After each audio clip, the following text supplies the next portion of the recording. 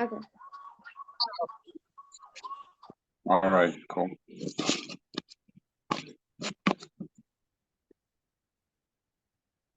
Should I start? Yes, go ahead. Yeah. Introduce yourself and let's go. Hi, so my name is Zananya Anand. I recently became a 2000 rated player, and I will be sharing the game that allowed me to become 2000. I played against FIDE Master Andrew Samuelson, and I was black. Andrew Samuelson is rated 2268, and I at the time was 1989. So the opening in this game was the Sicilian defense. I hear an echo. You go, we can hear you. Yes, Mr. Dude, I think he's it. I think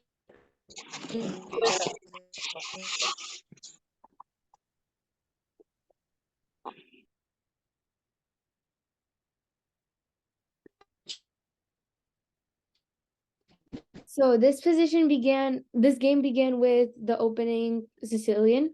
So e4, c5, knight f3, d6. And this is the open Sicilian. So d4, c takes d4, knight takes d4, knight f6, knight c3, a6. This is the Najdorf opening of the Sicilian. And my opponent played the English attack, which is bishop e3 and f3.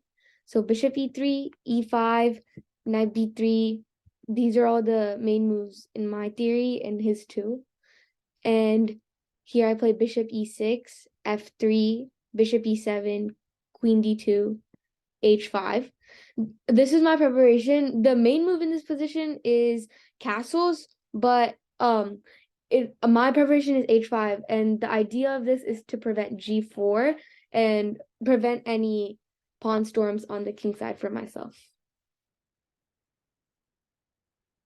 So after this, the main move for white is to play castles, but one second, let me flip the board. But my opponent played knight d5, and he wants to exchange the knights on d5. And so I traded, and then I brought the bishop to f5. And once I bring the bishop to f5, the bishop has a good diagonal, and it can sit on it for some time because it is hard to kick the bishop out of this diagonal with any pawn moves or anything. So after this, white's main move here again is castles, but he decided to play c4, which denies him the right of castling on the queen side. So now his only option is to castle on the king side. So after c4, knight d7, bishop e2, which is normally developing, I make an inaccuracy in this position. I play rook c8. Rook c8 is a mistake because white's threat in this position is to play knight a5. The idea of knight a5, so let's say I play castles. The idea is to play knight a5. And after knight a5, it attacks b7, and it makes black's position very uncomfortable because if I push the b pawn, then the knight comes to c6, and it's a really good outpost for the knight here. So instead of rook c8 developing my pieces, I should have prevented the move knight a5. How I prevent this move is to play a5 myself. And this move prevents the knight going to a5, and it also threatens a4. And the idea of a4 is to make the white knight drop back. And as you can see, the knight cannot go to any good squares. It will have to retreat to c1. So rook c8 was an inaccuracy for me, and he did not catch this, and he castled normally. And after castles, white has completed most of his development for now. So I play b6, f4, g6. I make another mistake in this position because the threat right now for black, for white it's f takes e5. And after f takes e5, the bishop is threatened on f5, and he just captured a pawn. So I played g6 in order to stop this, but the better move was bishop e4. And as I said before, when the bishop came to f5 the first time, the bishop cannot be touched by any pawn or piece for some time, and the same applies to bishop e4. It takes white about 2 to 3 moves to play queen c3, knight d2, and take all that time to push the bishop from e4. and the bishop is comfortable here. The problem with g6 is it creates a few dark squared weaknesses on my king side, which was unnecessary because I could have just moved the bishop instead of weakening my position with it. So I played g6 and he played rook ac1. And rook ac1 prevents any threats on the c4 pawn because my idea was once he took on e5 and knight takes, the c4 pawn would be hanging in many positions, and white does not want that to happen. So he plays rook ac1 to avoid any of that. And then I played bishop f6. The idea of bishop f6 is to artificially fianchetto the bishop onto g7 to have a safe king. But the engine also suggests knight f6 more because knight f6 also prevents any kingside attacks from white that can occur on the king side against me. So after bishop f6, he trades on e5. So f takes e5, knight takes e5, and knight d4. Knight d4 attacks the bishop on f5. So right now I need to consider either protecting it or moving it. I don't want to protect the bishop because then with queen d7, because then queen takes f5, g takes f5, and this is not a good position for me. So instead, there are candidate moves here playing bishop e4, bishop g4, bishop d7, and ultimately I chose bishop g4 because I wanted to trade the light square bishops in this position. The other moves would have been fine as well, but bishop g4 also after bishop, if white takes on g4, I can take up with the h pawn and create an open file for my rook. And I have a question real quickly, if you don't mind. Yes. Number one, after bishop g4, what happens after knight to c6? Did you think about that? I think I looked at this during the game. Mm-hmm. I saw knight takes c6, pawn takes, and rook takes, and then I saw that if you trade on g4, I have the open h file. Open H file. Okay. Yeah. Okay, cool. Also, try to slow down a little bit and try to ask questions so that everybody's following you, okay? Oh, okay. Yeah. Mom told me to not ask questions because for the recording. Oh, I'm sorry. Oh, sorry. Go ahead. Yeah.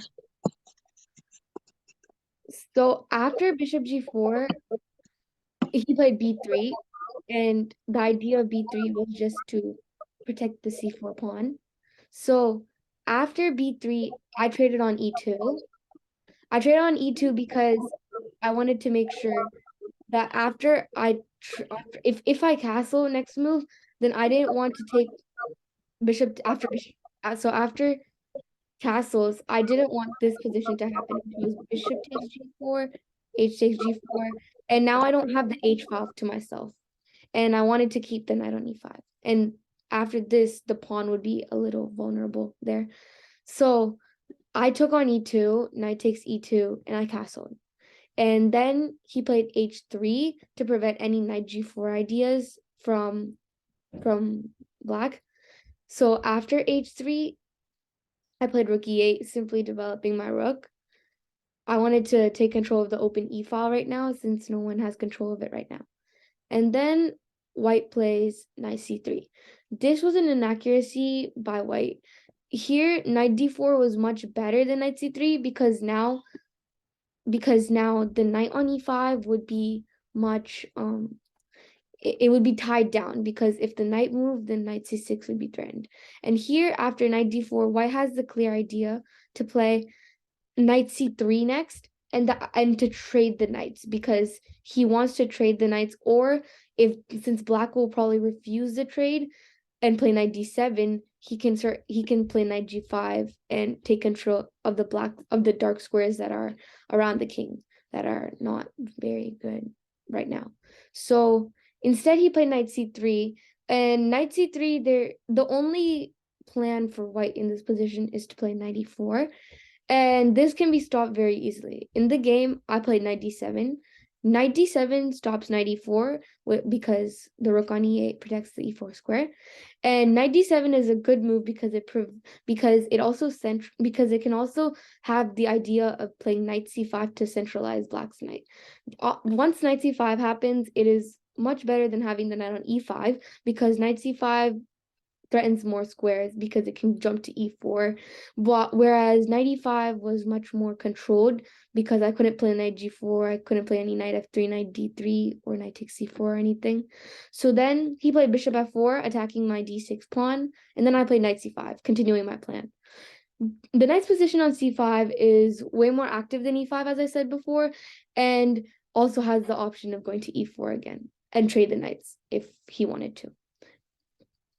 Next, white played rook c1, trying to trade the rooks, and I decided to trade in this position because I wanted to make sure that because I had calculated a variation which I played in this game, and I thought that after queen d7, rook takes e8, rook takes e8, the bishop on f6 would be very loose. So if I had played, let's say queen d7, rook takes e8, rook takes e8, the bishop on f6 is very loose now, so I didn't want to give any chances for him to have any discovered attacks. Let's say bishop h6 and attack the rook on f6. So I traded the rooks, rook takes c1, rook takes c1, and here I played b5. I believe that this is one of the best moves that I played in this game. b5 maintains the equality that I have achieved, and right now, in the position before, white's current threat was to play b4 and kick out my knight. So let's say I played queen d7. After that, white would play b4, and my knight would have to retreat again to d7, not d7 anymore, but he would have to go to an uncomfortable square, let's say b7. If I played anything but queen d7, let's say I played queen c7, b4, and knight d7, this position became very uncomfortable for me very quick because now the knight on d7, I don't want to go back to e5 because I like my position on c5. So there's a little tactic after b5 too, because if he takes on b5, then I have this tactic of playing knight takes b3, a takes b3, bishop takes c3, and after this position happens, I'm up in exchange. So he could not take the pawn on b5 after I played b5. So instead, he played knight e4, trying to trade his knights. I accepted the trade because the bishop on f6 was attacked, and also I didn't want to let go of my bishop over my knight because the bishop is very active in this position with the diagonal. So I wanted to keep the bishops.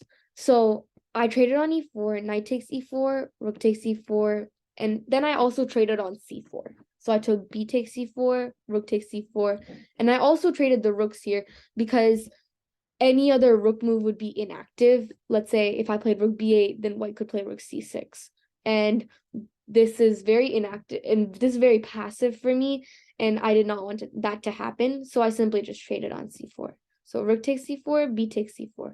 And then I had to develop my queen on d8 because it hadn't been touched yet, so I had to develop it quickly. So I decided to develop it with tempo. So with the check. So I played queen b6 check and king h2.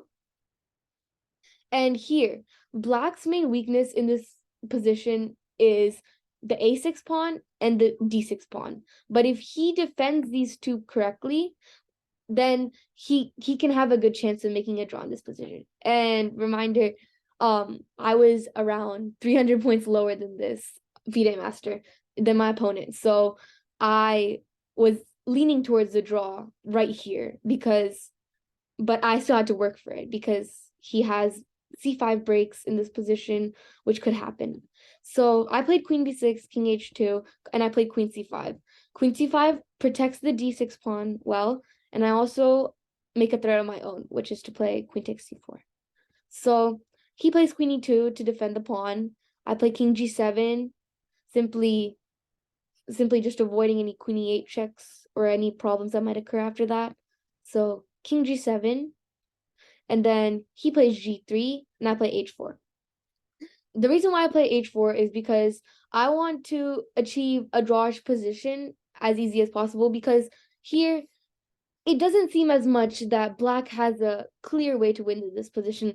Like white here has the two pawns here on d5 and c4, and white can, in the future, he could try any c5 breakthroughs.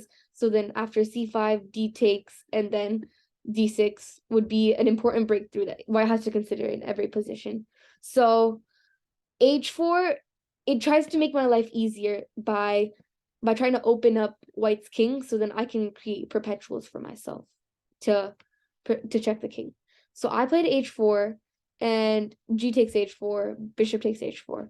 And now the king is a little out in the open, and it's much more prone to perpetual checks.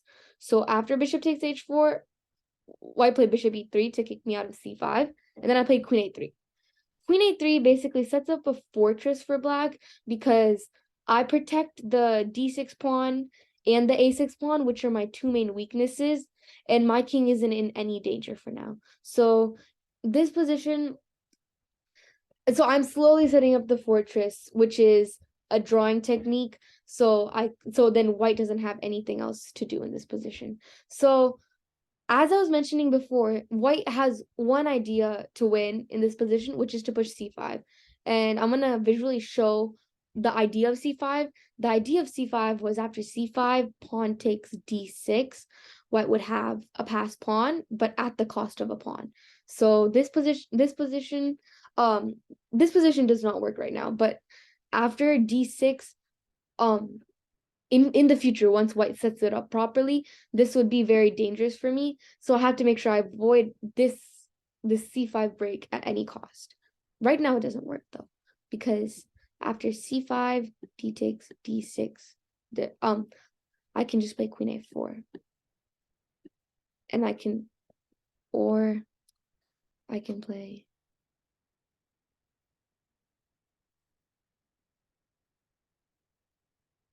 I can play queen a4, and I can prevent anything from happening on queen d7 with queen d7.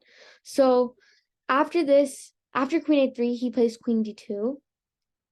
Queen d2's idea is to play c5, but I prevent this by playing bishop f6, because after c5, I can play bishop e5 check and defend my d6 pawn without any worry. So after bishop f6, white plays king g2, and right now he's just waiting. He plays king g2 to stop any tempos with bishop e5. So now I just play queen a4, attacking another one of his pieces, which is the c4 pawn. After queen a4, he plays queen e2 again. He's basically repeating moves. And now I play bishop e5. This blocks the whole e file for white and the use. And black has successfully created a fortress now, because now c5 is never possible, because we would just trade it and it would be an equal position. And my bishop on e5 prevents any checks on d4 or anything that can happen to the king. And white's king is much more vulnerable than black's king, because black's king has the g6 pawn, f6, and bishop e5 defending it, while on g2, while the king is on g2, I can create many perpetuals if the position opens up. So next he plays bishop f2, and I play f6. The idea of f6 was to, after he trades, I would like to put my f pawn here, because I do not want to put this here, because then it would just create the passed pawn on the d file for white. So after f6, bishop g3, and queen a3, because I'm not afraid to trade the bishops, but I want to trade them properly, because I don't want to take them right here, because I give white unnecessary counterplay with the e file now. Whereas in the game I played queen a3, and then bishop takes e5, pawn takes e5, and now there's nothing against my king that white can do. There's no c5 breaks, because my queen would just take, and nothing can attack my d6 and a6 pawn more than once, and my queen is protecting all of that. So Next, white plays queen d2, and for the next few moves, we are basically repeating the moves because we both don't know how to progress this position as it is a draw, as it is for right now a draw. So he plays queen d2, king f6, h4, king g7, queen e2. He's just repeating now. King g8, queen c2, king g7, queen f2. So right now you can see that the queen a3 is perfectly placed. It avoids any counterplay. It stops any counterplay that white can do, and it also stops anything that can be attacked with d6 and a6.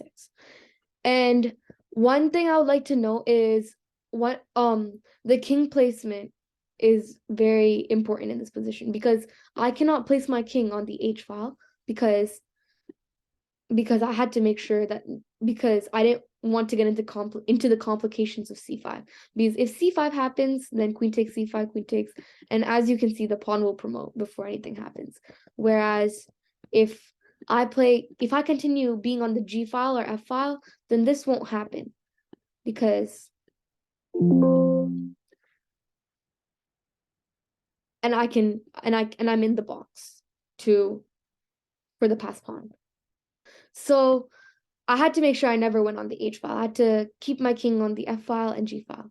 I did not want to move my queen at any cost because it's perfectly placed right now, because it also ties down the queen on e2, because if the queen moves from the second file, then a2 would fall.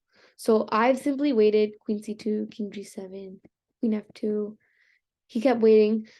I asked to draw in a few points of the next few moves, and he obviously declined it because he believed that I would make a mistake in this position, but the thing is, in this position, white cannot create a win out of thin air. So if black defends this properly, then it should be fine for black because there's no way for white to win this for now. So again, we kept repeating moves, queen c1, and I went right back to a3 to attack the a2 pawn, queen g2. So for the next about 10-20 moves, we continued on like this. We kept moving back and forth, but it hadn't been threefold repetition yet. So I'm just gonna go past these a little quickly because it's just repeating moves. So yeah. And now in this position, white begins to try to win this position. First, he plays queen b1, and queen b1's idea is queen d7, and also to play queen b3 to trade the queens. So I play king f6 to avoid any queen b7 checks, and he plays king g2, king g7, queen b3. And in this position, I had the option to either trade queens or not trade queens. If I had traded queens in this position, it would have still been a draw. Because it's still a dead draw. If I trade a5, it's still a dead draw. But the problem is it would be much harder to draw with this because white always has the c5 lines. And I didn't want to calculate all of that because of my low time. But also we had sudden death. But I did not want to go into the long variations of the king and pawn. So I decided to keep my queens because it's much easier to create a draw with that. Because how vulnerable the king is, I can just create perpetual checks. So I played queen a5. And queen a5's idea is to play queen d2 check and start perpetuals. So he plays king f1 to avoid that. And then I play queen d2. And the queen is, as you can see, the black queen is very active. Staying on a3 was very active, stopping white from moving his queen. And now it came to d2. And on d2, it also threatens queen c1 right now for perpetuals. And it's like right in white's face right now. Whereas white has not created any threats against me for the last 20 to 30 moves because he's just repeating around while I'm improving my queen. The queen d2 is really good right now.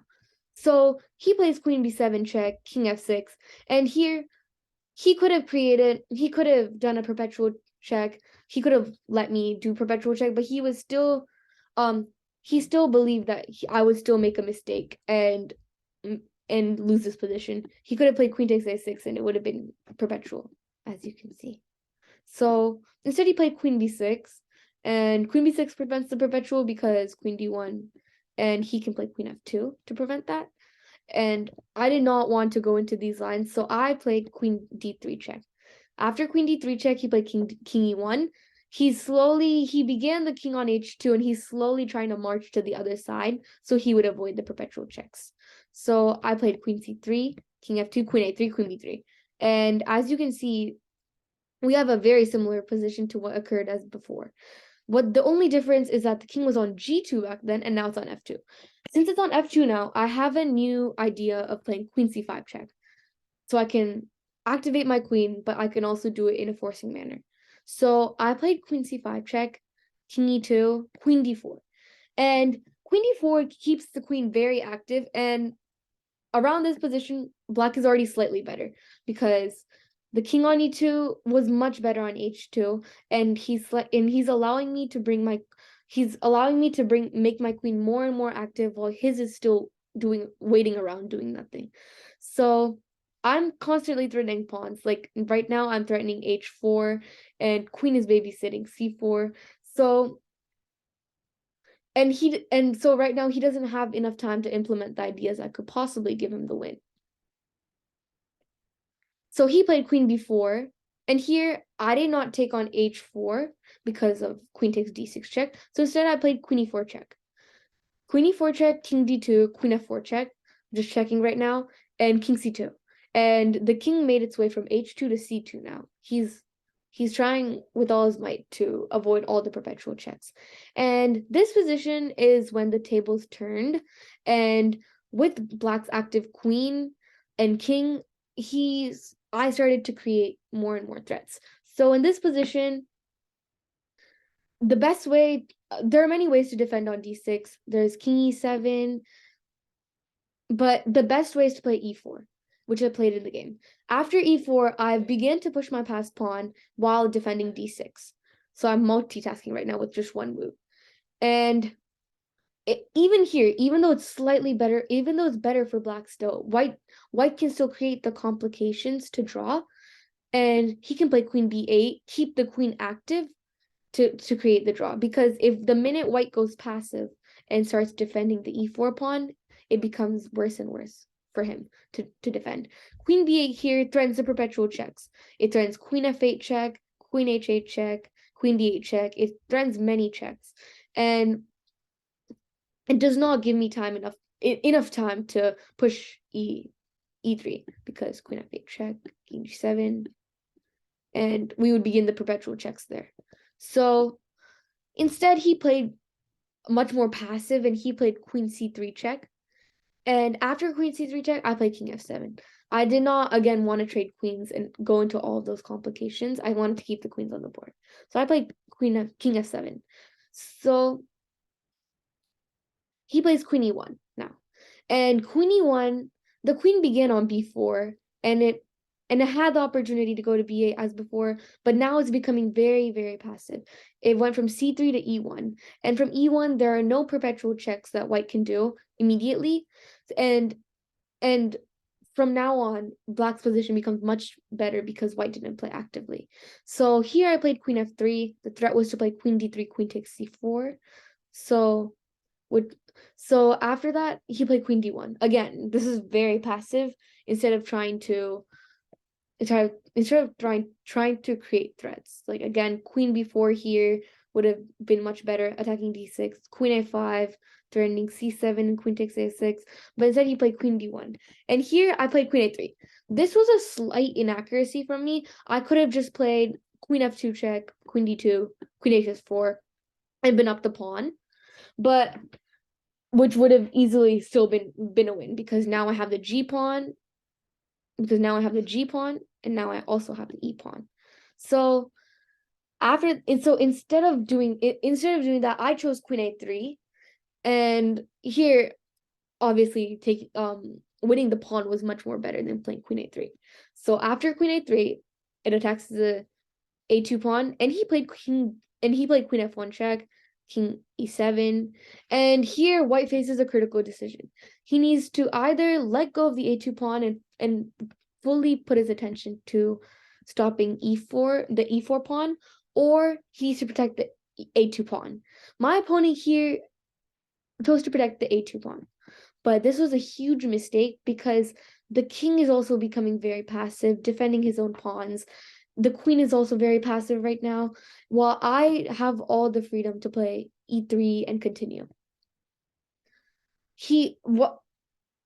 How white should have continued this was white could have played king d2 to try to stop the pawn at any cost, because the pawn is much more, because the passed pawn in the center is much more important than the pawn on a2. So after king e7, he played king b1, which was a big mistake. And next I played e3. I pushed the pawn. And then he again plays very passive, although he's been playing passive for the past few moves when he should have been attacking, because I think that he still couldn't accept the fact that it was a draw, and instead he thought I would still keep making mistakes in this position. So again, in this position, I made another mistake, because I played queen c3, and this is another inaccuracy, and this shows how many mistakes can be made even in the simplest of queen endings. Right now, it's clear that I'm way better. I have the e3 pawn. I have the e3 pawn, and it's very advanced right now. But I can mess up very easily and allow white to have the chance to do something. So after queen c3, the best move would have been queen g4 for white. Again, the best move was to play active, and the idea of queen g4 is to threaten queen g5 and begin the perpetual checks. So even though this is still winning for black, it became much harder because white is trying to do the perpetual checks when I'm trying to win. And so instead he played passive again, and he played queen c2, trying to trade queens. He's desperately trying to trade queens, because if I trade, then he would be better, because trade, and the king will easily come and pick up this e3 pawn. So instead I played queen e1 check, and then the queen went to c1, again trying to trade queens, and then I played queen b4. King a1, again, the king became very passive. It went from h2 to a1 now. Again, I believe here he should have played king c2, so he could have at least tried to stop the passed pawn. So king c2, queen takes c4, king d1 would have been an idea, I think. And so queen b4 check, he again went to the corner with his king instead of helping stop the passed pawn. So now I play queen d2, and in this position it is clear that black is winning. This is these nice little checks on e1, now b4, brought my queen to d2,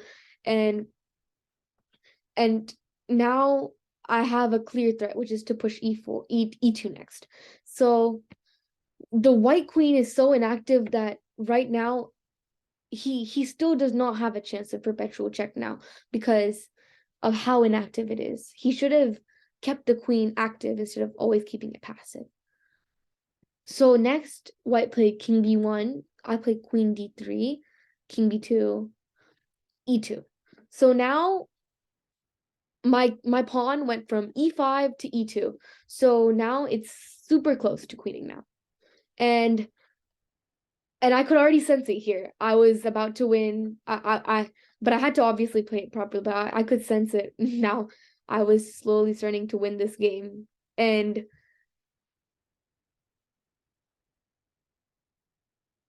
there are many variations here that white could have played, but all of them lead to a loss. So here, if white played queen e1, then queen d1, and I would be queening. If white had just waited around playing a4, then I would have played queen d4 check, king a2, queen f2. And again, this would have been an easy way to win now, because I'm just threatening e1 queen. So here, now he tries to go active, and now he tries to create the perpetual checks because he realizes he's losing. And now he plays queen g5 check. and queen g5, king d7, queen g4, king c7, and now my king is out of any perpetual checks for now. So now he plays queen g1.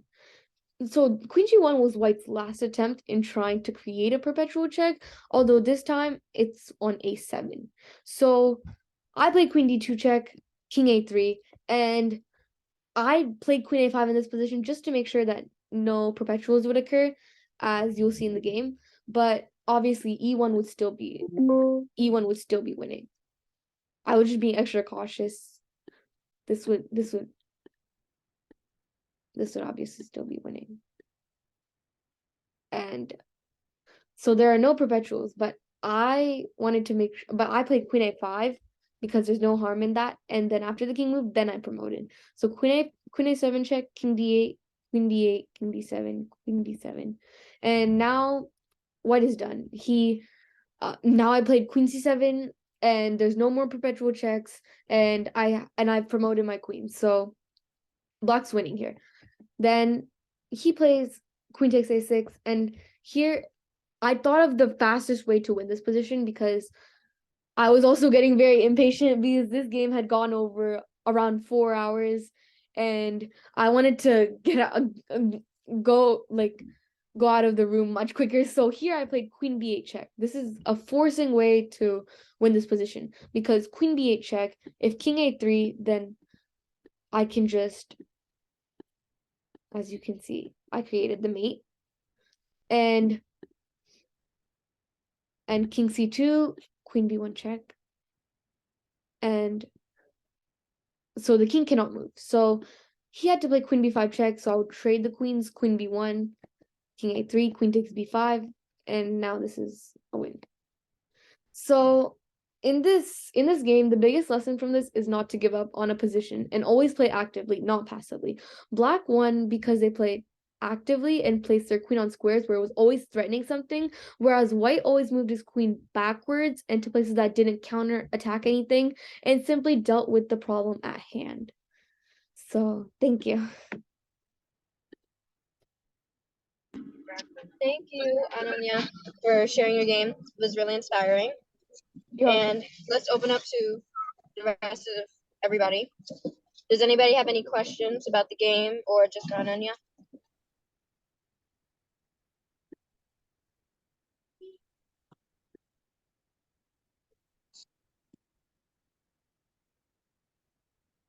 Okay, so I have one question. What is your practice routine like? My practice routine, so I tried to over the week I tried to get openings, tactics, middle games, and positional play. So usually every day of the week I focus on something different. So some days I focus on just tactics, some days I focus on just improving my openings and finding sidelines and ways to bring my opponent out of their theory. And then other days I work on my positional chess and improving those aspects. And then around tournament time, I usually focus on tactics and openings and trying to figure out how to outsmart the opponent in the openings, like that. What do you use to work on your openings? I use Chessbase fully. I look at the online games, and I also and I try building on the repertoire that I have right now. Can I ask a question? Yeah. So as your rating got higher, how did your opening repertoire change? So it expanded more, but I still have two main openings, like one is white, one is black. But then I also I improved it much more. I tried to cover any sidelines that have been happened. I expanded it too, but I focus usually on, I still have one main for each color, but I just make it's much more stronger than before because of all the experience that I've collected with my games.